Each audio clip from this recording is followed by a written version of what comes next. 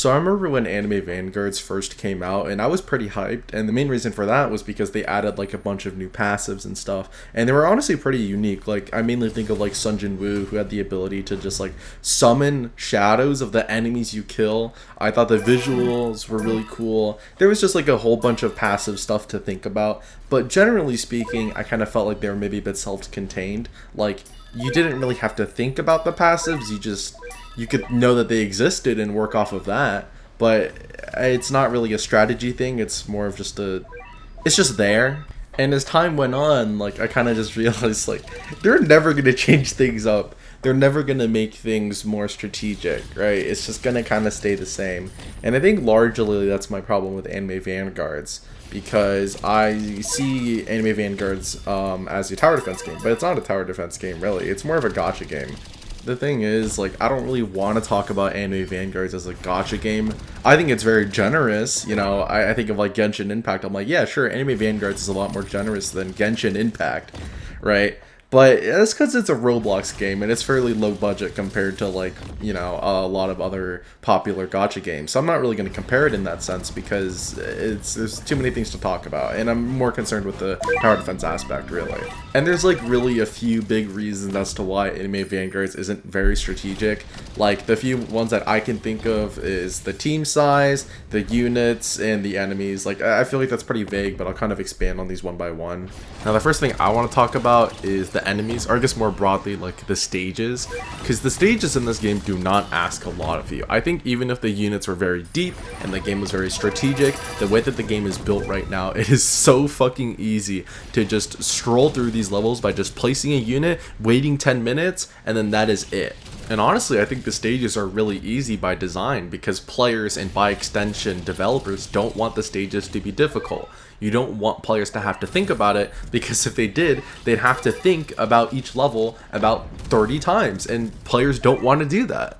And I think ultimately this is the core issue for Anime Vanguards, is that this monotonous gameplay is by design. The developers made it this way because this game is gacha game first and tower defense game second. And if you want more proof of that, then you can just look at the units, right? Like we have units like Vanguard Sun Jin Woo, who can just clear a bunch of stages by himself. Like this is supposed to be simplistic. The thing is, you can look at his kit and realize that there's definitely a lot to read, but I think in the grand scheme of things, that doesn't really matter. Like if I just put him down and he doesn't really have any obstacles that he can't clear by himself, I think that's simplistic gameplay. I think that's boring. And I think the worst part about the way that Anime Vanguards is going right now is that people want this. If you look at the feedback and the player count jump for the summer update, then you'll realize that a lot of people like this more simplistic gameplay. They want less passive descriptions. They want less strategy. They want fucking Escanor, dude. Escanor gets rid of your entire team. There is literally zero strategy. You literally just put him down. You can put the auto click on the fucking upgrade button. That is all you can do for his character. And of course, you can use this fucking like ability. You can use this ultimate, right? You can use this nuke. I'm not saying that's not a thing.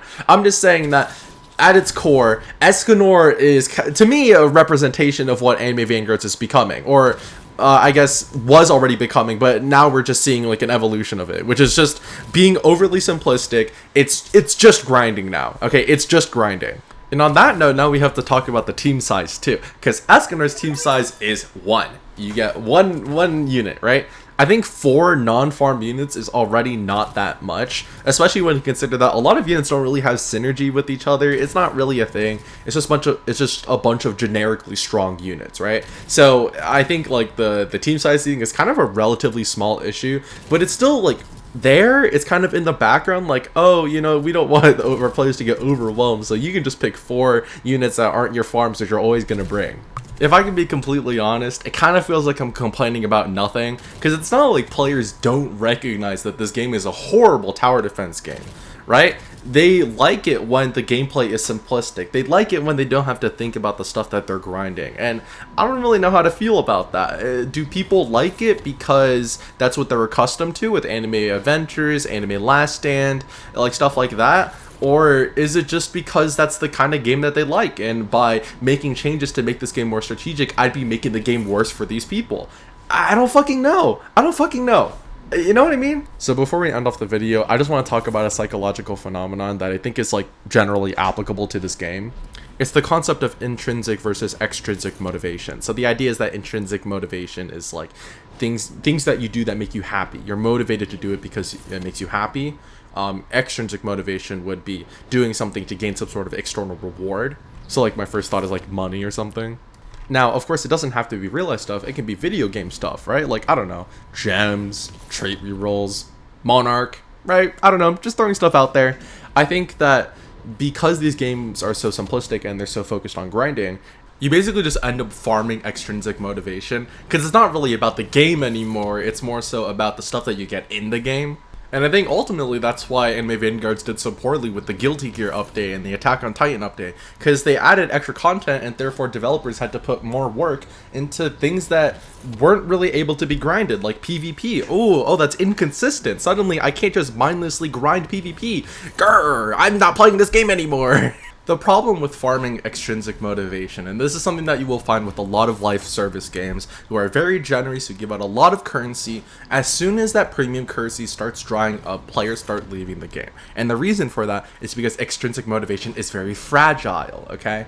Because gacha live service games tend to give out a lot of currency and rewards for playing the game, it kind of makes it feel like work almost, right? And that kind of ties into how Anime Vanguards works as well, because it gives out a bunch of rewards for doing your weekly, daily, hourly challenges, right? Because you get rewards for those for playing the game. As soon as that starts kind of drying up, you start thinking about how you got those rewards before, and now you're not getting them. So now it doesn't really feel like a game, now it just kind of feels like a job, and you're not really having fun because you hate jobs, and we all hate jobs. And generally speaking, that's why in a lot of live service games, people like to talk about content. They're like, oh, there's not enough content, or there's not enough endgame content. The reason people look for content is because that's also associated with extrinsic reward, and I guess also intrinsic reward. Because obviously doing the stages can be fun, but also it's associated with like new units, new rewards, etc., etc.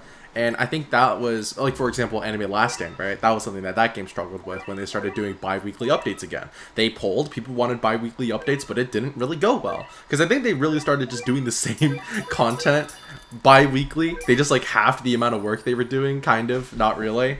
But I think that was one of the main reasons their player count started, like, dropping and stuff. So now, obviously, Anime Vanguards is back up on the up and up again. Like, good for you. But I don't know. I don't really care about the player count, because to me, like, the quality is what matters, right?